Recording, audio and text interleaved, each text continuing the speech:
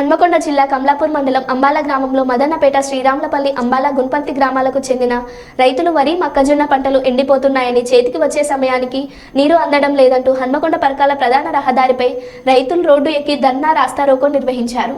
రైతులు రోడ్డు మీదకు రావడంతో పోలీసులు భారీగా మోహరించారు. ఈ సందర్భంగా రైతులు మాట్లాడుతూ సరైన నీరు రాకపోవడంతో 4000 ఎకరాల పంట నష్టపోయే పరిస్థితి ఉందన్నారు.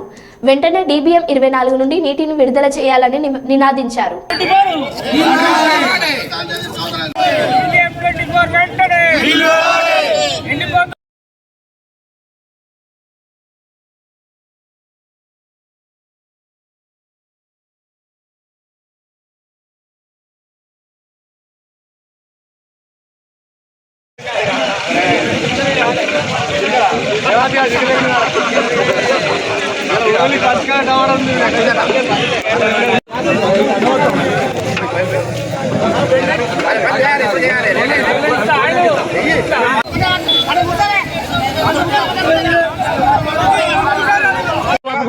రైతుల కోసానికి ఇక్కడ మేము వంట చేయడం సిద్ధంగా ఉన్నాం.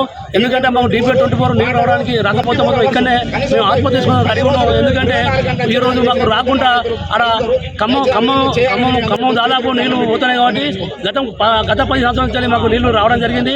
గత మంత్రి అయిన ఈటల గారు మాకు నీళ్లు 24 అవర్స్ మాకు ఇచ్చడం జరిగింది. ఈ సుజనపల్లి, అంబాల, శ్రీరాములపల్లి, మదనపేట, గుంపర్తి, చెంపల్లికి నీళ్ళు ఇచ్చడం జరిగింది. అదేవిధంగా ఈ స్థానిక ఎమ్మెల్యే కూడా చర్య తీసుకోవాలి. ఈ ప్రభుత్వాన్ని వ్యతిరేకించి మాట్లాడితే మేము రైతులందరం ఎమ్మెల్యే గారి వెంట ఉంటామని మేము చెప్తున్నాం. ఎందుకంటే మేము ఈ రైతులకు మాకు ఎవరు లేనట్టుగా మేము అందరం వాళ్ళు భావిస్తాను.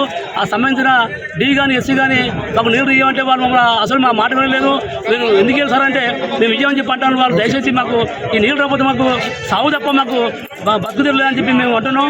మాకు ఈ రోజు ఈ రైతు బిడ్డలు కాబట్టి ఈ అందరి జరుగుతుంది. కాబట్టి దయచేసి స్పందించి కలెక్టర్ గారు కానీ ఈ సంబంధించిన D గారు కానీ SC గారు కానీ మాకు నీళ్ళు తక్షణం ఇచ్చిపెట్టే ఒకే కానీ లేమంటారు. మేము ఇక్కడనే అంబాల చౌరస్తాలో మేము వంట వరకు జరుగుతుంది. కాబట్టి దయచేసి మాకు ఖచ్చితంగా నీళ్ళు తక్షణం చేయాలని చెప్పని మేము ఈ ధర్నా ప్రోగ్రాం పెట్టుకున్నాం. కాబట్టి ఎవరిని అడిగినా కూడా మాకు రైతుకు సాగు తప్ప మరి బతికే ఆలోచన. కాబట్టి హన్మకొండ జిల్లా కమలాపూర్ మండలం గునిపర్తి, శ్రీరాములపల్లి, అంబాల 3 గ్రామాల, మాదన్నపేట మేము 4-5 గ్రామాల ప్రజలు ఇక్కడ ధర్నా చేయడం జరుగుతుంది.